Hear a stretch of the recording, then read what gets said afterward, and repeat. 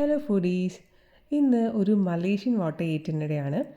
ഞങ്ങളുടെ മലേഷ്യൻ ട്രിപ്പിൽ എന്തൊക്കെയാണ് കഴിച്ചത് എന്നാണ് ഈ വീഡിയോയിൽ ഞാൻ കാണിക്കുന്നത്.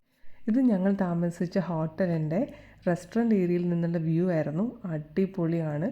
സ്വിമ്മിംഗ് പൂളും കടലും ഈ ആകാശവും എല്ലാം കണ്ടുകൊണ്ട് ബ്രേക്ക്ഫാസ്റ്റ് കഴിക്കുക എന്ന് പറയുമ്പോൾ തന്നെ നല്ലൊരു ഫീലായിരുന്നു ഉണ്ടായിരുന്നത്. ഇത് കണ്ട് ചുമ്മാ ഇങ്ങനെ ഇരിക്കാൻ തന്നെ തോന്നും. അതിൻ്റെ കൂടെ ബ്രേക്ക്ഫാസ്റ്റും കൂടെ ആയിക്കഴിഞ്ഞാൽ പിന്നെ പറയണോ, അടിപൊളിയായിരുന്നു.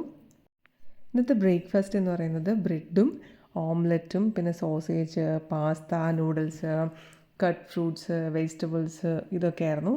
വേറെയും പല ഐറ്റംസ് ഉണ്ടായിരുന്നു. Rice, chicken, fish etcetera. കൂടെ ഞാനൊരു മാംഗോ ജ്യൂസ് കൂടെ കുടിച്ചിട്ടുണ്ടായിരുന്നു. അത് കഴിഞ്ഞ് ഉച്ചയ്ക്ക് ചിക്കൻ ബിരിയാണി ആയിരുന്നു കഴിച്ചത്.